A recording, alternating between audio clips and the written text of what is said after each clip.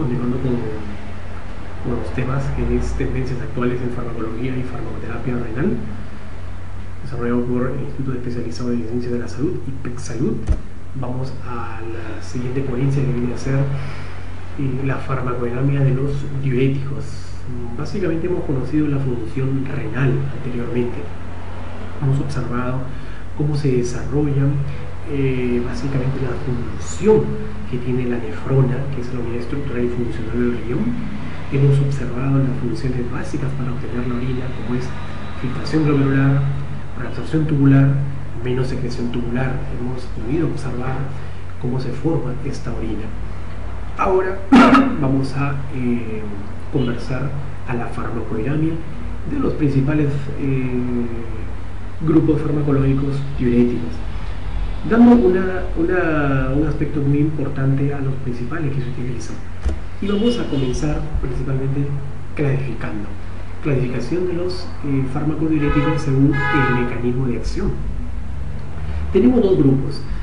Según el cursor, como lo tenemos aquí en imagen, son los inhibidores de la reabsorción de sodio y los diuréticos osmóticos, que son dos mecanismos muy diferentes.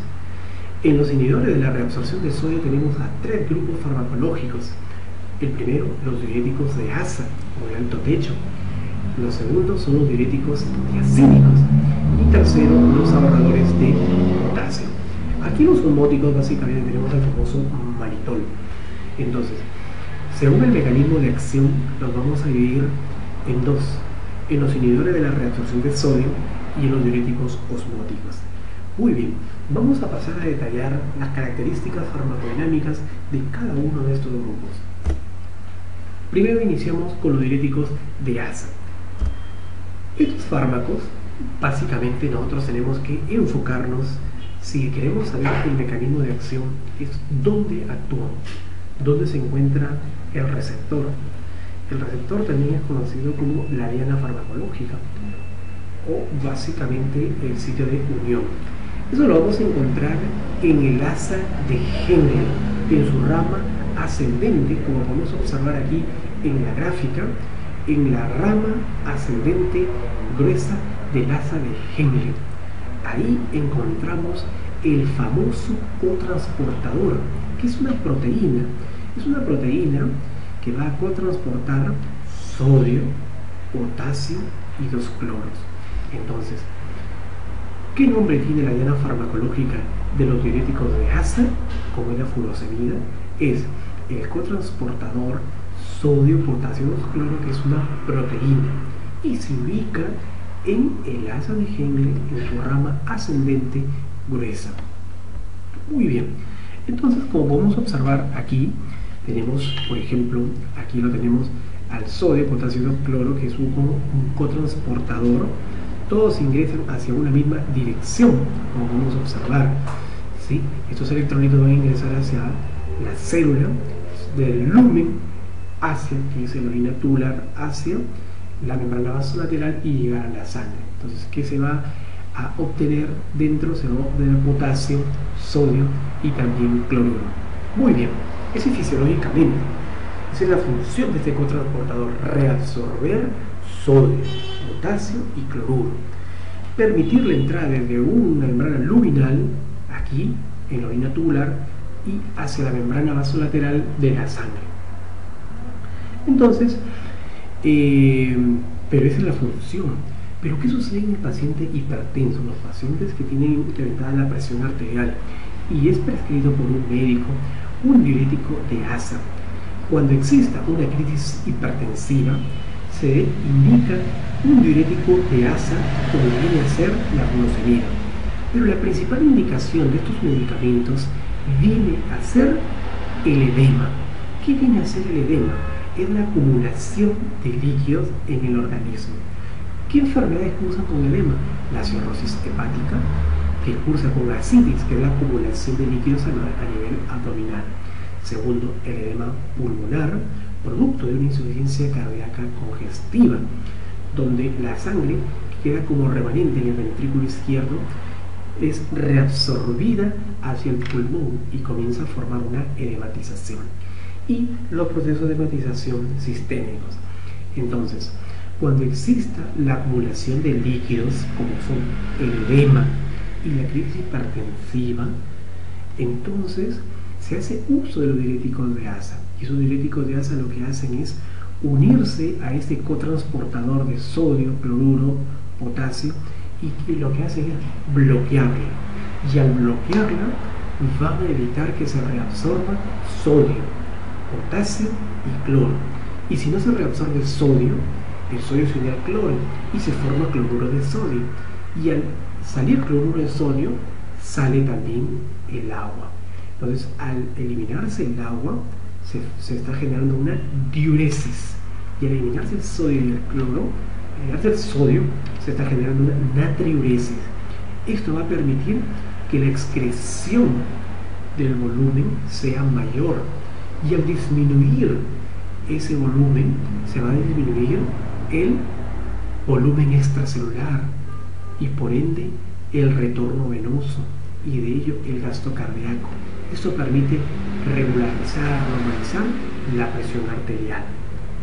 Entonces, lo que se hace es bloquear ese cotransportador ubicado en la membrana luminal de la asa de Henle en su rama ascendente gruesa. Entonces, es posible que se asocie al sitio en que se fija el cloruro. Entonces, específicamente, ¿en qué porción se une? A la porción que lleva el cloruro dentro del cotransportador. Dice que no afectan en modo alguno a la bomba sodio-potasio. No se ve afectada esta bomba sodio-potasio que la tenemos internamente, no tiene ninguna injerencia sobre ella.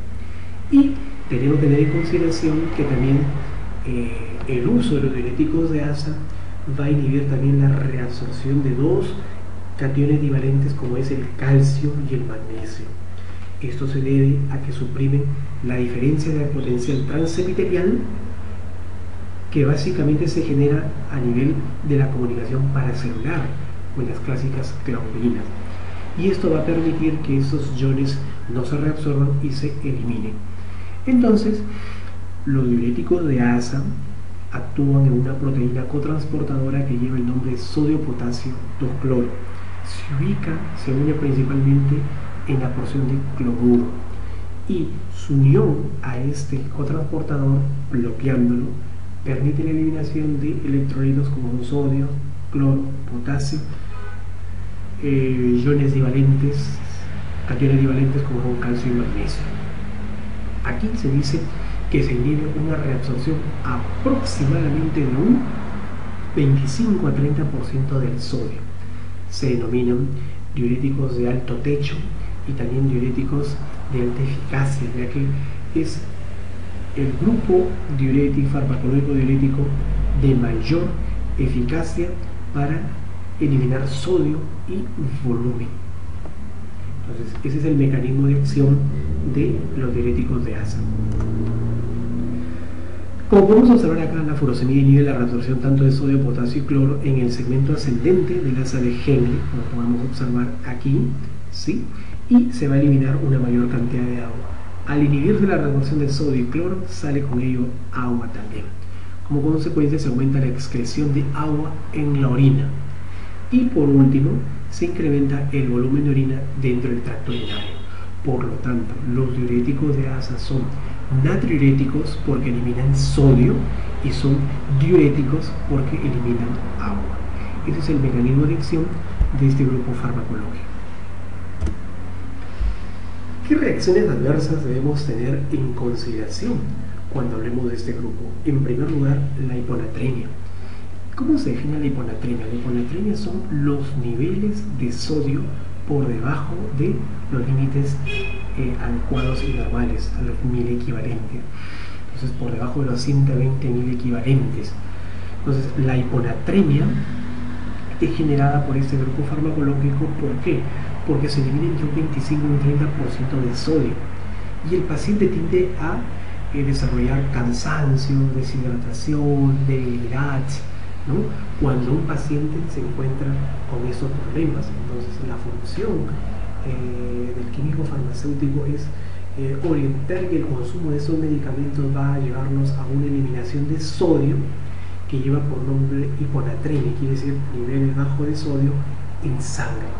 y que se va a manifestar bajo un conjunto de signos y síntomas como son irritabilidad, cansancio, deshidratación, para luego pasar a una hipocalemia. La hipocalemia es los niveles de potasio disminuidos en sangre. La hipocalemia básicamente está por debajo de los límites permisibles en miliequivalente de los niveles de potasio. Y básicamente aquí se van a sentir calambres, fatiga muscular, porque al disminuir los niveles de potasio, la persona se va a encontrar con unos problemas muy importantes, como viene a ser los calambres musculares, sobre todo las extremidades inferiores, y por ende también se va a poder observar fatiga del músculo, ya que no hay una entrada de potasio dentro de la célula, porque no olvidemos, el potasio es intracelular y el sodio es extracelular.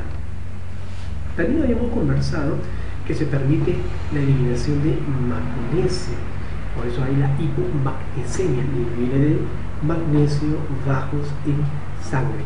El magnesio es clave y fundamental para permitir la vasodilatación cuando el vaso se encuentra contraído o contracturado por los niveles de calcio. Entonces el magnesio es un cofactor importante, por eso que las personas que consumen esos grupos farmacológicos, al perder el magnesio, las funciones bioquímicas comienzan a reducir aquellas enzimas que necesitan de este cofactor. Por eso que se observa debilidad, cansancio, somnolencia en estos pacientes e irritabilidad. Otro importante también, la hipocalcemia, también se reducen los niveles de calcio, importantísimo para la función contráctil de la célula. Se puede observar también debilidad, fatiga, porque hay la falta de calcio que debe entrar dentro de la célula para generar el mecanismo contráctil. Y por último, al observarse una disminución de la volemia, se va a disminuir el gasto cardíaco y por ende la presión arterial. Entonces los pacientes que consumen este grupo farmacológico con la furosemida, que son los diuréticos de asa, tienden a desarrollar hiponatremia, hipocalemia, hipomagnesemia, hipocalcemia y pueden desarrollar hipotensión. Entonces es importantísimo en orientar al paciente en esas reacciones adversas que van a generar o desarrollar dentro del organismo, y de esta forma, mediante la orientación profesional, poder hacerle frente a estas reacciones adversas. Luego tenemos básicamente otro aspecto importante, es conocer las interacciones farmacológicas, pero que sean clínicamente significativas. Entonces, ante ello, las interacciones farmacológicas, tenemos que ver básicamente que es un grupo farmacológico que va a actuar a nivel renal. Entonces, al actuar a nivel renal, tenemos que tener en cuenta los grupos farmacológicos que son excretados por esta vía. Principalmente tenemos a los aminoglucósidos. Acá tenemos a amicacina y gentamicina, dos aminoglucósidos muy utilizados clínicamente, llámese para infecciones genitourinarias, ¿sí?, o algunas infecciones gastrointestinales. No olvidemos que los aminoglucósidos son para infecciones por gram negativos aeróbicos o facultativos. Entonces, ¿qué sucede con los aminoglucósidos? En primer lugar, son moléculas grandes, hidrofílicas, polares y que no se metabolizan a nivel hepático. O sea, no metabolizarse por ser polares, son eliminados básicamente por la vía renal. Pero ¿qué sucede? Esos medicamentos tienden a acumularse y tienden a generar daño a nivel de la célula del túbulo proximal. Eso es importantísimo, porque el aminoglucósido, sobre todo gentamicina, a la dosis utilizada y al número de días utilizados, puede generar una nefrotoxicidad porque es excretado por la vía renal, pero principalmente genera un daño a la célula del túbulo proximal, ya que tiene alta afinidad de retenerse en estas células y generar un daño en el epitelio de la célula del túbulo proximal. Entonces, los aminoglucósidos interaccionan clínicamente significativo con los diuréticos de asa, ya que ambos pueden generar o incrementar el perfil nefrotóxico de estos medicamentos. El uso conjunto, no olviden que los diuréticos de asa eliminan electrolitos. Los aminoglucósidos van a alterar las células epiteliales y esto va a permitir una mayor eliminación de ciertas sustancias electrolitas y sustancias de bajo peso molecular. Entonces ello nos va a traer consigo a un problema renal. El segundo grupo farmacológico que puede interaccionar clínicamente significativo son los famosos AINES, son los analgésicos antiinflamatorios o esteroideos, llámese piroxicam, ketoprofeno, ibuprofeno, naproxeno, diclofenaco. Estos celecoxib, meloxicam, estos medicamentos, estos AINES, no olvidemos un aspecto muy importante. Esta interacción puede darse de qué manera. Miren, los AINES, ellos inhiben a la COX-2. Vámonos a los AINES convencionales. Ellos inhiben la COX-2. Hay la COX-2 y la COX-1. Los convencionales inhiben tanto la COX-1 como la COX-2. Primero, los COX-1, la COX-1, la ciclooxigenasa 1, tiene como función sintetizar ciertos componentes químicos como son las prostaglandinas E2. Esas prostaglandinas tienen una función gastroprotectora, cardioprotectora y nefroprotectora. No olvidemos que las prostaglandinas a nivel renal lo que hacen es incrementar el diámetro del vaso sanguíneo. Entonces, si se incrementa el diámetro del vaso sanguíneo arteriolar, pues se va a permitir una mayor entrada de sangre hacia el glomérulo. Muy bien. Pero ¿qué sucede? Cuando el paciente consume AINES, los AINES lo que hacen es inhibir. ¿Qué van a inhibir? Van a inhibir la formación de prostaglandinas E2. Y estas prostaglandinas E2, como ya están inhibidas, porque la AINES convencional inhibe tanto COX-1 como COX-2, entonces el vaso sanguíneo ya no se va a dilatar, sino que se va a contraer. Y al contraerse, entonces el flujo sanguíneo de la arteria aferente hacia el glomérulo va a ser menor y por ende va a reducir la tasa de filtración glomerular y las sustancias de desecho se van a acumular. Entonces el consumo de fármacos como los diuréticos de ASA, que a la larga van a eliminar electrolitos y ciertas sustancias, va a traer consigo el incremento de la nefrotoxicidad renal. Mucho cuidado, en especial de fármacos que sean altamente nefrotóxicos, llámese piroxicam, indometacina, ketoprofeno. Los AINES tienden a generar una disminución de la tasa de filtración glomerular, no lo olvidemos. Otro muy importante es la interacción con los YECAS. Por ejemplo, los YECAS también son importantes. Los inhibidores de la enzima convertidora de angiotensina. Estos medicamentos necesitan de una vasodilatación renal para poder ejercer su efecto antihipertensivo. Entonces lo que hacen esos grupos farmacológicos es eliminar sustancias, ¿sí? Y esto lo que va a generar, va a permitir una interacción básicamente donde no va a permitir el efecto de los YECA, va a ser disminuido. Recapitulando, los AINES van a disminuir el efecto antihipertensivo también, ¿no? Y los aminoglucósidos incrementar la toxicidad renal. Los inmunosupresores también, porque ellos lo que van a hacer es tener alta afinidad por la célula del túbulo proximal, la van a dañar, la van a alterar ese riguete en cepillo y ya no va a generarse la reabsorción adecuada desde el lumen urinario hacia la arteriola eferente. Entonces, los inmunosupresores, como son básicamente las ciclosporinas, estos van a generar un problema de nefrotoxicidad. Entonces, 4 grupos farmacológicos que pueden interaccionar clínicamente significativo con los diuréticos de ASA, aminoglucósidos, AINES, YECAS e inmunosupresores, que debemos tener especial cuidado y especial consideración cuando se utilicen en forma conjunta. No olvidemos que los aminoglucósidos tienen tiempo de vida media, se podría decir intermedia, los AINES corta a intermedia y los YECAS intermedia a larga, y los inmunosupresores también larga, que en cualquier momento se pueden encontrar sistémicamente con estos grupos diuréticos de ASA. Muy bien. Otro aspecto muy importante, vamos a hablar de los segundo grupos farmacológicos que vienen a ser los diuréticos tiazídicos. Los diuréticos tiacídicos, básicamente tenemos tiacida. Acá vamos a tener a la famosa hidroclorotiacida. Entonces, este medicamento va a actuar en otra porción. Vamos a observar dónde es su diana farmacológica. En primer lugar, subimos al túbulo contorneado distal, el TCD, y desde aquí encontramos a un transportador, es un cotransportador que es sodio-cloro. Cotransportador sodio-cloro fisiológicamente hace que tanto el ion sodio como el sodio como el cloruro puedan ingresar hacia dentro de la célula y llegar a la célula sanguínea. Entonces, muy bien, pero ¿qué pasa en los pacientes hipertensos, pacientes con hipertensión esencial?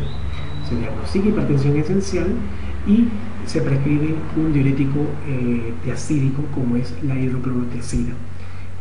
12.5 miligramos o 25 miligramos a las 10 de la mañana todos los días durante 30 días o durante 3 meses.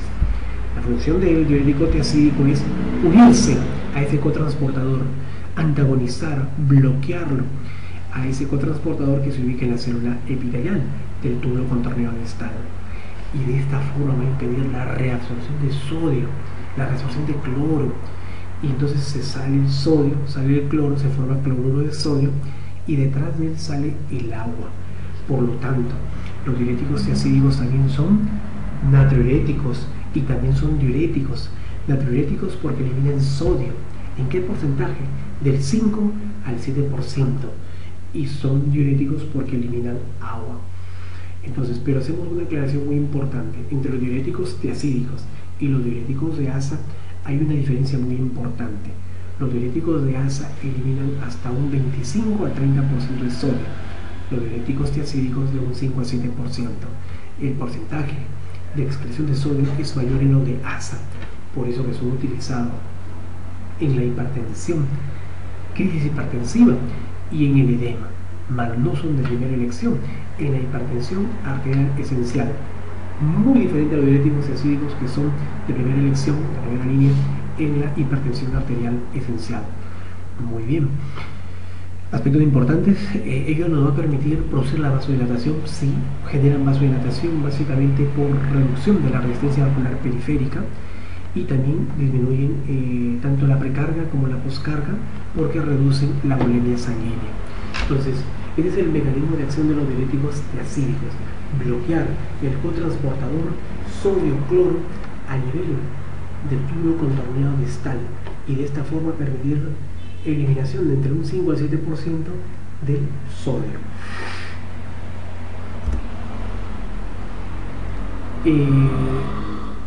Entre las principales reacciones adversas que podemos observar con este medicamento tenemos a la hipocalemia. La hipocalemia entre el diurético tiacídico y el diurético de ASA es muy diferente. Es mayor con el diurético de ASA, pero también se genera con el diurético tiacídico hipocalemia. Se elimina potasio, pero en menor medida. Y no olvidemos que el paciente que elimina potasio tiende a desarrollar calambres musculares porque está eliminándose el potasio. El potasio es intracelular y lo que se está generando acá es una eliminación hacia afuera y no está entrando. El segundo aspecto es la hiponatremia, que en la hiponatremia el paciente se siente cansado, deshidratado, irritado, fatigado, porque el sodio es clave para las funciones vitales de la célula, como es la despolarización celular. ¿Qué encontramos? Hipercalcemia. Ojo, hipercalcemia, y en el anterior observábamos una hipocalcemia. Quiere decir que los diuréticos de ASA eliminan calcio y los diuréticos tiacídicos aumentan calcio.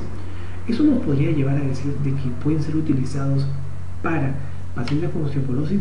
Falso, no está indicado los diuréticos tiacídicos para el tratamiento de la osteoporosis, porque si bien es cierto van a retener calcio, van a incrementar los niveles de calcio, pero hay un aspecto muy importante, es que genera un desorden hidroelectrolítico que nos puede conllevar a una descompensación sistémica endocrina.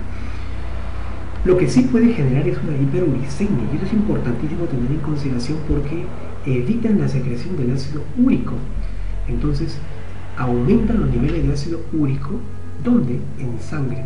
¿Y Esto es importante tener en consideración en todos los pacientes que tienen acumulación de ácido úrico, la gota, tener una especial precaución en la prescripción y en el uso de fármacos diuréticos diacídicos, ya que eso puede exacerbar el dolor agudo que sienten estos pacientes. Y el siguiente es la famosa hiperglucemia. Básicamente, estos fármacos se han asociado a un incremento de los niveles de glicemia por